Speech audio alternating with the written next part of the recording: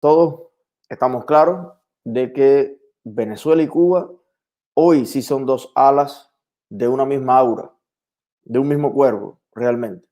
Y los venezolanos pues tienen la noción de que si pasa algo en Cuba, que puede pasar perfectamente, pues va a tener un impacto democratizador en Venezuela. Y los cubanos tenemos la percepción también, ya que el petróleo venezolano, poco o mucho, sigue sustentando geopolíticamente al sistema cubano, además del cartel de los soles y además del narcotráfico y además de todo eso, que si pasa algo en Venezuela va a tener un impacto positivo en la ansiada democracia de Cuba.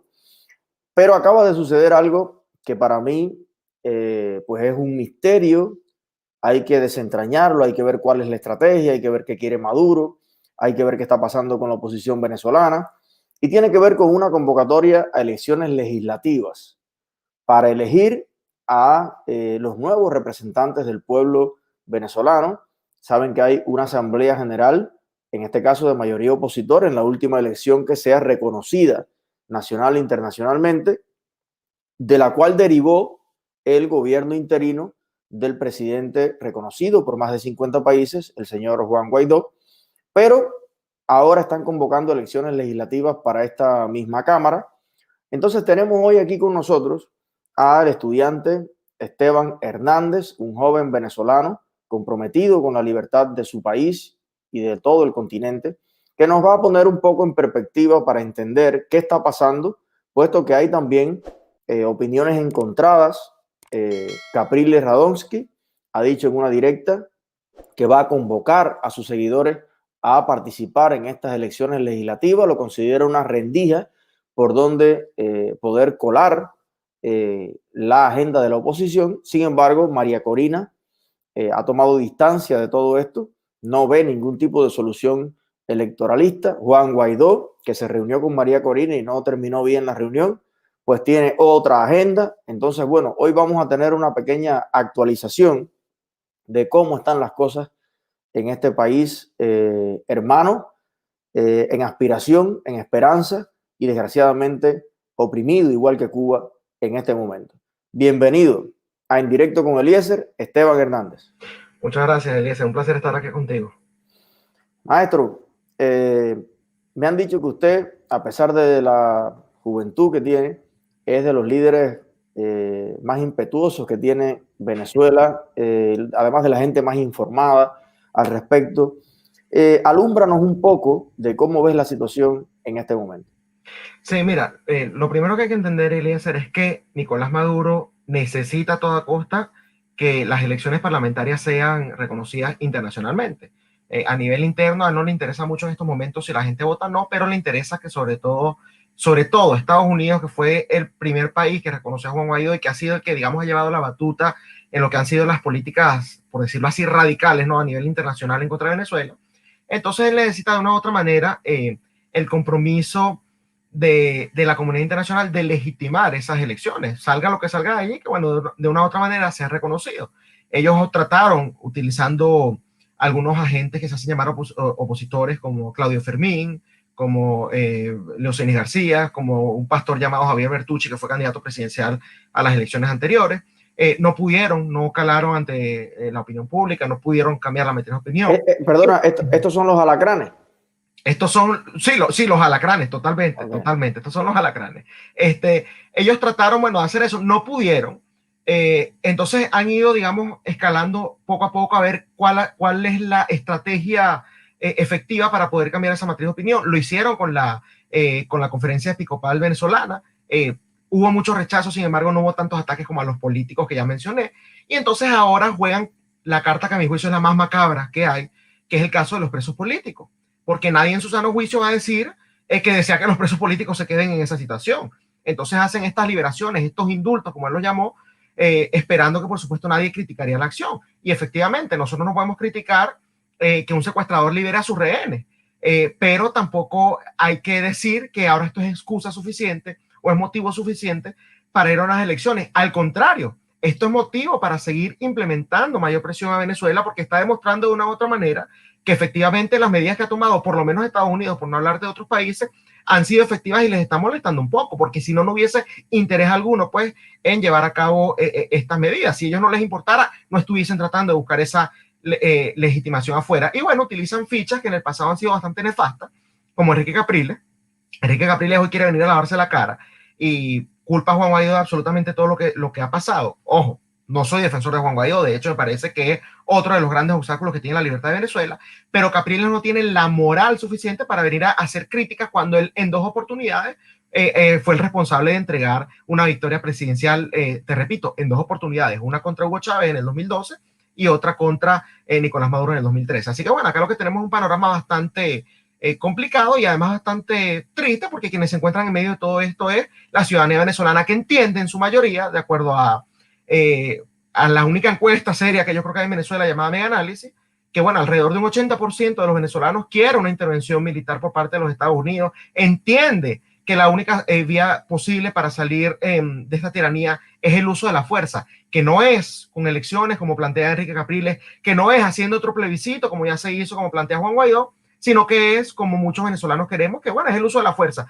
ya sea incluso una intervención directa como la conocemos de tropas bajándose en Venezuela, o quizás operación quirúrgica, o quizás incluso un ejército con los militares en el exilio venezolano, pero que esté opado y que sea apoyado por algo internacional, pero la única vía es la fuerza.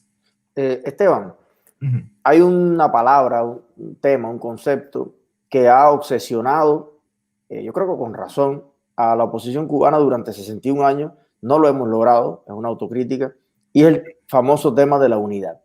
Me imagino que los venezolanos están en las mismas en este momento. El pueblo quiere, pero únanse todos, pero señores, vamos a empujar los seguidores de Corina, de Guaidó, de todo el mundo, tal. Hubo una reunión entre Corina y Guaidó. Me impresionó mucho que Corina tiene unos principios, un par de principios tremendos, ¿no? Y entonces ella enseguida, en Twitter y en todos lados, me pidió Guaidó una reunión. Vamos a ver qué pasa. Se reunió con él. Guaidó le propuso hacer como el Venezuela Decide o algo electoral, y ella le dijo claramente nada de eso, porque eso va a ser manipulado nuevamente, como la cosa constituyente esta, y al pueblo está cansado de más consultas, no hay comida, no hay nada, esto hay que quitarlo de otra manera. Pregunta concreta. Primero, ¿es posible en este escenario lograr algún tipo de unidad de oposición? Y segundo, ¿crees que Guaidó realmente tiene en la mano ese gran botón nuclear de decir, vamos a activar el TIAR y hay una coalición de países, incluso latinoamericanos, también con Estados Unidos, que participaría en esta operación, o le habrán dicho a Guaidó claramente, no vamos a ir a eso? Bueno, fíjate, antes de contestarte eso, con el tema de la consulta que quiere hacer Guaidó, esa consulta se hizo en el año 2017, una consulta especial para los opositores, por así decirlo, ¿no? de Venezuela, en donde básicamente hacían 3 preguntas y prácticamente te puedo resumir las 3 preguntas en, ¿quieres que la Asamblea Nacional haga su trabajo? Y bueno, la gente votó que sí, votaron alrededor de 7 millones de personas. Y bueno, el hecho de que Guaidó, la ruta que plantea sea hacer exactamente lo mismo que se hizo hace 3 años, te demuestra lo poco comprometido que está con la causa de Venezuela. Bueno, empiezo con tu última pregunta, que estás hablando de si él tiene un botón o no, un botón mágico. Es irrelevante si lo tenga o no, es irrelevante si realmente él tenga la fuerza suficiente o no para hacerlo, por algo muy sencillo, él jamás trató. Entonces, si tú no tratas, hay un dicho muy famoso que dice tocar no es entrar. Si tú no tratas, no hay excusas que valgan, porque sencillamente no te abocaste a lo que la gente te está pidiendo y a lo que resultaría la única solución para salir de una tiranía tan opresora como la de Venezuela. Y si escuchas las informaciones que, por ejemplo, llegan, yo he podido conversar con personas, por ejemplo, de Colombia, que están muy informadas y que me hablaron de los eventos que sucedieron el año pasado, el 23 de febrero, en la famosa la ayuda humanitaria entra sí o sí, que bueno, aparentemente la gente, la comunidad internacional estaba en la expectativa de que activaran un artículo que ni siquiera hasta este momento han querido discutir en la Asamblea Nacional, que es el artículo 187, numeral 11. Entonces tienes una legitimidad, ¿no? Reconocida así, y no te estoy hablando ya de la figura de Guaidó, sino de la institución que es la Asamblea Nacional.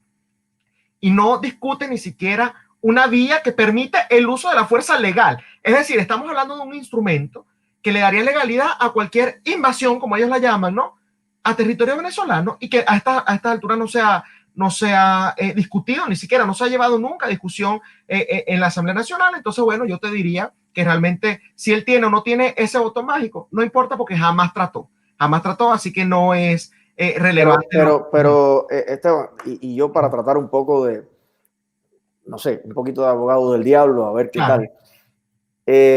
Yo vi unos videos de una convocatoria que hizo Juan Guaidó. Estaba también, ¿cómo se llama? El que estuvo preso político mucho tiempo y ahora está exiliado en España o en la Embajada de España. Ajá, ¿cuál? ¿Ledesma o Leopoldo López? Leopoldo López. Ok. Ellos hicieron como una especie de convocatoria a una rebelión militar prometiendo una amnistía. El 30 de abril, ¿no? Estuvieron parados en un puente. Los militares no llegaron. Los pocos que dijeron que sí fueron torturados. Entonces, ¿será que él está viendo desde el potaje, tal vez que si, digamos, activan el TIAR y se hace una fuerza de coalición, por el adoctrinamiento, la manipulación y por el dinero gordo que está circulando dentro de las élites militares, el ejército de Venezuela va a asumirse en una guerra que puede convertirse en una guerra civil y tal vez él no quiere cargar con el costo de 100.000 venezolanos muertos? Porque tú sabes que las guerras son como las broncas. Sí. Tira la primera galleta, pero después tú no sabes cómo salir del asunto. Libia no sabe todavía ni cómo salir. Y Túnez y demás. Entonces, ¿crees que por ahí hay un poquito de eso que tiene Guaidó o será miedo totalmente? No, para nada. Yo no pienso ni siquiera que sea miedo. Yo pienso que es un asunto más de complicidad, una estrategia y ustedes los cubanos la conocen muy bien, porque todo esto deriva ¿de dónde? De la Unión Soviética. Eso hay que tenerlo claro. Y una estrategia que la Unión Soviética siempre aplicó fue justamente organizar a una oposición falsa para que la verdadera jamás pudiera organizarse. Y entonces es a ella la que le dan la cobertura mediática, es a la que le dan todos los recursos, es la que de una u otra manera públicamente, ¿no?, andan atacando, pero por debajo de la mesa se andan entendiendo mejor de lo que a veces creemos. Bueno, yo te puedo hablar de ese evento tan nefasto que sucedió el 30 de abril del año pasado, en donde básicamente, y para que tú veas realmente los cambios que esta gente quiere para Venezuela, estás hablando de una rebelión militar, ¿no? Perfecto, me parece excelente, en donde estabas incluyendo en un proceso de transición a Michael Moreno, actual presidente del TSJ ilegítimo, un malandro además, un tipo que es malandro, es un criminal, creo que fue incluso por asesinato que lo imputaron en el pasado. Estabas incluyendo a Christopher Figuera, director del SEBIN, él ahorita está acá porque, bueno, la jugada no se dio, entonces se vino acá como testigo protegido. Para que no sepan, SEBIN es el servicio de inteligencia, un tipo que ha torturado a cantidad de personas dignas justamente por oponerse al régimen. Y bueno, a Vladimir Padrino López, que un militar que durante años han tratado de vendernos como que es una persona que pudiera voltearse contra Nicolás Maduro. Padrino está en la élite del cartel de los soles. Oh, allí la tienes. Entonces, explícame tú cómo tú haces una transición con estos personajes que te estoy mencionando? Sumado a eso, tú no le puedes exigir a los militares, Eliezer, que tengan, por ejemplo, digamos, un poco de institucionalidad o de amor a la patria, cuando esos que se voltearon el 23 de febrero y el 30 de abril, los abandonaste en Bogotá, los abandonaste en Cúcuta, los dejaste a su merced en Colombia. Entonces realmente no hay un compromiso real con ellos por parte de los militares, que durante años los han estado tratando como una basura, y cuando se les voltean, ¿qué es lo que le dicen? No, nosotros no queremos salidas militares, nosotros no queremos salidas de la fuerza. Entonces, bueno, lamentablemente los principales que han ahuyentado a los militares han sido hechos. De hecho, te lo puedo decir ya claramente porque, bueno, ya ha pasado tanto tiempo que qué tanto. En reuniones privadas que hubo con Guaidó cuando vino acá a los Estados Unidos, ¿no?, acá en Miami, a él se le ofreció justamente usar el tema ese que te dije de los militares que están en el exilio, y él dijo que no, que ellos no estaban contando con esa vía. Es decir, él se ha negado en privado y en público a aplicar cualquier vía que sea distinta a la que ellos, en las que ellos creen que son justamente las vías de las negociaciones, las vías de los pactos, las vías de las elecciones, las vías de cualquier otra cosa que de una u otra manera no han servido absolutamente nada para la libertad de Venezuela. Y no quiero dejarte de contestar la otra pregunta que me hiciste, el tema de la unidad, ¿no? Porque me parece que es de suma importancia. La unidad la han usado como la principal, como la punta de lanza, ¿no?, de un chantaje además de lo más barato. Es que hay que unirse, y bajo ese mantra de la unidad, bueno, te obligan a que recibas a personas como Luis Ortega Díaz, que fue durante 10 años, una década, fiscal general de la República, que, bueno, ha sido responsable de la impunidad que hay en todo el país prácticamente, y una violación de derechos humanos enorme. No, ahí hay que recibirla. Gabriela Ramírez, que fue defensora del pueblo, ese es un cargo que se inventaron allá en Venezuela, ¿no? Que públicamente dijo que la tortura no necesariamente siempre es mala. Hay una tortura mala, que es cuando lo hace solo por el morbo de disfrutar la tortura, pero hay una tortura buena, que es cuando sacas información. No dijo buena, dijo legítima. Una tortura legítima que es para sacar información. Bueno, ella también forma parte de esto que llaman ahora Frente Amplio Venezuela, ¿no? Entonces ahí hay que recibirla con los brazos abiertos. Y además me estás hablando de que tenemos que recibir a individuos que, si bien durante años han jugado supuestamente para la oposición, están inmiscuidos en casos de corrupción gravísimos que en toda la región han tenido repercusión, o que están siendo investigados, por ejemplo, por Estados Unidos. Te voy a colocar dos. Enrique Capriles, caso Odebrecht, ¿no? Eso en toda la región generó, bueno, persecución, por decirlo así. Yo no lo llamaría persecución, más bien justicia, ¿no? En contra de políticos de alto calibre, incluso de expresidentes o incluso de presidentes en ejercicio. No, en Venezuela no se puede hablar de eso, porque eso, el testimonio en contra de Capriles, eso es una ficha que puso ahí el régimen. Eso es lo que te dicen los fanáticos y lo que te dicen los periodistas que lamentablemente se vendieron agenda política. Y te puedo colocar otro caso, el caso de Ramos Alú, que bueno, él y toda su familia ya se han demostrado la cantidad de nexos que tienen contra lo que nosotros llamamos boliburgueses, ¿no? Que son esos que financian al régimen, pero también lo financian a ellos. Hay un caso en particular de un empresario llamado Alejandro Betancourt López, que está en España, y que bueno, él tiene mucho que ver cuando se le va la luz a los venezolanos. A él se le aprobó un presupuesto para que trajeran unas plantas eléctricas de España y nunca llegaron. Y ese señor tiene una relación bastante cercana con Ramos Alú y con su entorno, tanto con sus hijos como con la esposa como con el suegro. Esteban, entonces con esas personas no puede haber unidad. Concretamente, ¿crees que ya compraron a Guaidó? Sí, yo creo que lo está demostrando con sus acciones. Acá no se trata, ¿tú sabes algo? Yo reformularía la pregunta, porque no es cuestión de si ya lo compraron. Yo pienso que es que él realmente nunca tuvo la intención, nunca fue alguien honesto. Lo que pasa es que, bueno, nos engañaron, porque obviamente cuando yo veo que él sale y se juramenta, y tenía dos personajes atrás, Edgar Zambrano de Acción Democrática y Stalin González, que hoy lo atacan, pero cuando nosotros dijimos que ese Stalin González era un bandido, que es amigo del régimen, nos caían encima, hoy lo atacan porque llama elecciones, ¿no? Entonces, bueno, tú dices, bueno, él se está juramentando, los de atrás como que no querían hacerlo, inmediatamente lo reconoce Estados Unidos, uno piensa, y esa fue parte quizás de la ceguera que nos dio algunos en algún momento, que había una estrategia, que había un plan realmente para salir de la tiranía y que había sobre todo la intención. Entonces ya lo que se ha demostrado es que la intención nunca la hubo. Pero porque has mencionado a los Estados Unidos como actor de toda esta cuestión. Claro. Mira, yo escuché al vicepresidente de los Estados Unidos, Mike Pence, decir en la última cumbre de la OEA, Maduro, hay una línea roja. Si cruzas esa línea roja, los Estados Unidos de América no se quedará con las manos cruzadas. Esto es textual. La línea roja era que atentaran contra la ayuda humanitaria que se intentó entrar por Cúcuta. Correcto. Atentaron. No la dejaron pasar. Y eso, en cierta medida, fue un gesto como de bravuconería de Maduro. Y yo dije, oye, le van a meter 2 cuetazos porque, a fin de cuentas, ya está advertido. ¿No te parece a ti que el hecho de... o sea, que Guaidó no es el único que ha dicho y no ha hecho? Hay también Guaidó, sin el respaldo internacional que tiene, es un venezolano más que camina por la calle. Correcto. Entonces, ¿no crees que ha faltado también esa coherencia en la coalición internacional?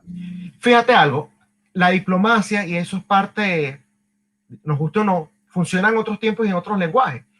Cuando tú dices que tú reconoces a Juan Guaidó, ¿no? Porque estamos hablando de este ejemplo en específico. Bueno, es porque justamente tú lo reconoces a él y es tu aliado.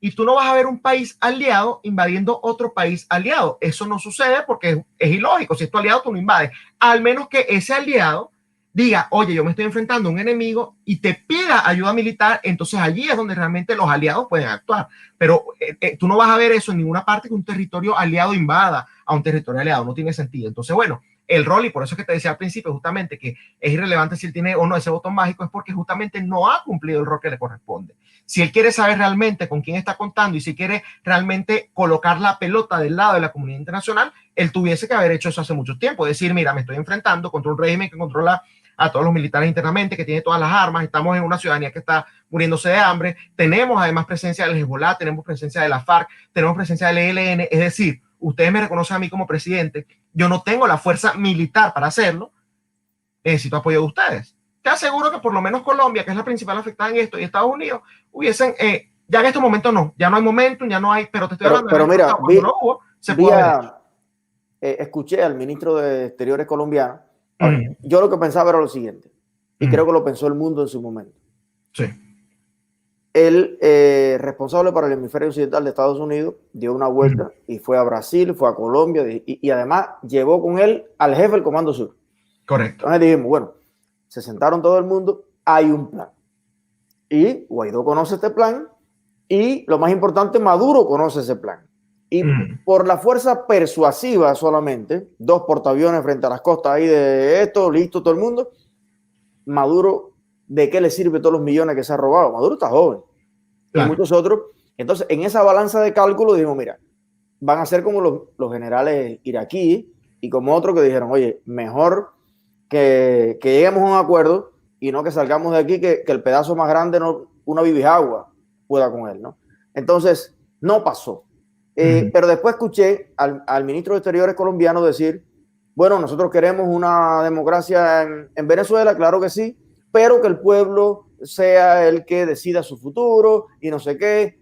Yo noto un cambio de lenguaje de 180 grados y ahí es la curiosidad mía. Ese cambio de lenguaje responde a una negativa de Guaidó de no avanzar por un plan un poco más agresivo o es al revés. Le han dicho a Guaidó, oye, Brasil no va a comprometer tropas, Colombia tampoco, mira a ver, ¿dónde tú crees, la flecha para dónde tú crees que va? Fíjate algo, yo te haré una pregunta. ¿Tú has visto alguna vez una movilización tan grande como la que hubo en torno a la ayuda humanitaria hacia Colombia para algo que si tú dices, si es solo que la ayuda humanitaria entra, no tiene sentido que allí estuviese Mike Pence, que estuviese Sebastián Piñera, que estuviese, bueno, Iván Duque, sí, porque es su país, que estuviese Exacto. Luis Almagro, estuvieron todos los líderes de la estuvieran casas F-34 de estos americanos allí. Por eso, ¿tú no crees que es justamente porque estaban esperando que sucediera algo? Que fue que los dejaron, a ellos les prometieron algo y no cumplieron. Y te hago énfasis en el tema de Colombia, porque bueno, yo he tenido la oportunidad de conversar con gente que está muy metida en el tema militar allá, me atrevo a decir que incluso más que en Venezuela, ¿no? Con la gente de Colombia, y lo que me dicen es que ellos estaban esperando la señal. Hay unos niveles, yo no sé mucho del tema militar, de acuartelamiento, ¿no? Que le aplican los militares, y bueno, ya estaban en un nivel como que de bastante alerta para esa fecha, es decir, estaban como que esperando una orden. Pero bueno, si tú no recibes el apoyo de tu principal aliado, diciéndote que además, fíjate algo, con el tema del miedo, tú puedes decir, bueno, es que Juan Guaidó tiene miedo. Hay dos cosas. Primero, si tú tienes miedo, no te metas en esto. Así de simple, porque a ti nadie te puso una pistola en la cabeza para que asumieras esta posición histórica, ¿no?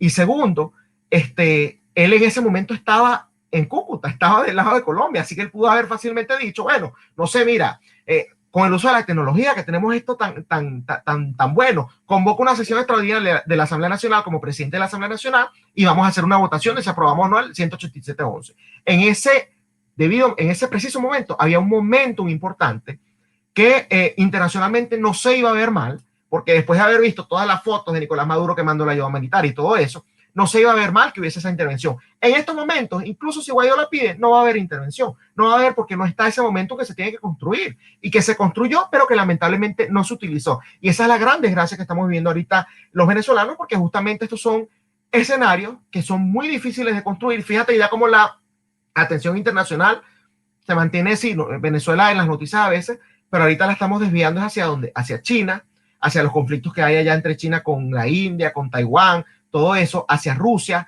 hacia el Medio Oriente otra vez. Venezuela está pasando otra vez a ser una segunda noticia y siendo Venezuela una segunda noticia, haga lo que le convenga. Y Cuba ni se diga. No, Cuba ni se diga, claro. Yo me puse celoso, te lo voy a decir, cuando aprobaron el último paquete de medidas de los Estados Unidos contra Venezuela, contra Maduro, en este caso, decía, bueno, y vamos a sancionar también a algunos cubanos por el apoyo a Maduro. Yo me caí muerto. Exacto. Pero, hijo de mi vida, si Maduro, como diría el gran ultra, si Maduro es un pichón de Alcornoque, que quien lo ha puesto ahí, quien lo formó en la Ñico López durante 4 años en Cuba, fueron los cubanos. Yo creo que, pero bueno, para concluir, Esteban, te quiero decir 2 cosas. Primero, que a mí me gusta comprometer a la gente aquí en público. Me gustaría pedirte que de vez en cuando te invitemos y que nos des unos minutitos para seguir muy al tanto de lo que está pasando. Tenemos un gran público cubano, pero tenemos también un gran público venezolano, nicaragüense, latinoamericano. Y bueno, somos casi 2.500 personas conectadas y te agradezco tu presencia. Pero lo segundo, para despedir, hoy, me gustaría que nos dieras un mensaje de esperanza. El escenario es complicado, pero ¿cuál es la vía más clara que tú ves, ya asumiendo que la unidad a veces no suma? Exacto. Si tú sumas a un tipo íntegro y coherente, como puede ser María Corina, la sumas con un tipo corrupto, vendido y que no se sabe qué hizo con tales millones, mira, tú lo que estás es ensuciando a Corina. Vaya, perdóname, es mejor seguir a un buen líder que juntarlo con otros 5 malos líderes que al final lo que van a hacer es 6 líderes que no tienen prestigio ni credibilidad. Entonces sí, la unión, pero a veces es mejor seguir al que va a la delantera. En ese sentido, ¿cuál es la puerta, la luz que tú ves en este minuto? Se trata de calidad, no de cantidad. Con el mensaje que estás diciendo.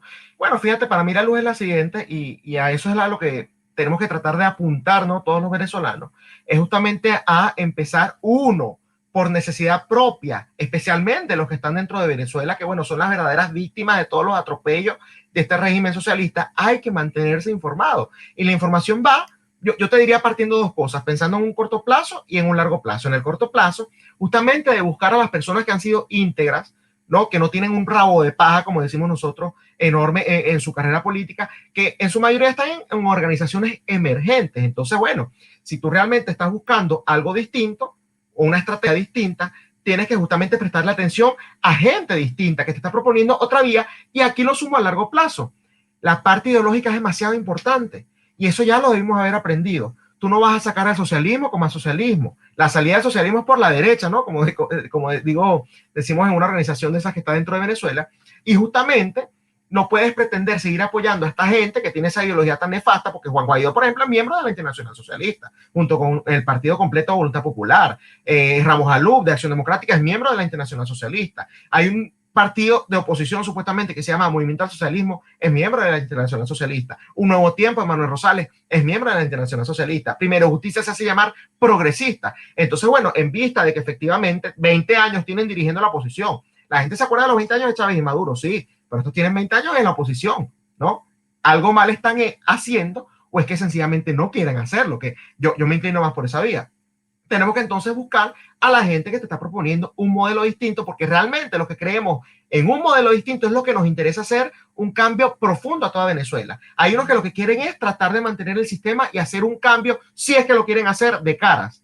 No, nosotros de este lado, de la derecha, del conservadurismo, del libertarismo, del liberalismo, como lo quieras llamar, lo que queremos es un cambio estructural, cambiando el sistema político, ¿no? A un federalismo más parecido al de los Estados Unidos, y el sistema económico a un capitalismo. Esa palabra ya tiene que dejar de ser vista como un tabú, como algo negativo en Venezuela. El capitalismo es la vida. El capitalismo realmente, ¿de qué se trata? Bueno, de que tú eres dueño de lo tuyo y nadie te lo va a quitar. La gente dice que no confían en los políticos, cosa que me parece muy razonable. Los políticos no es gente, en donde sea que esté, ¿no?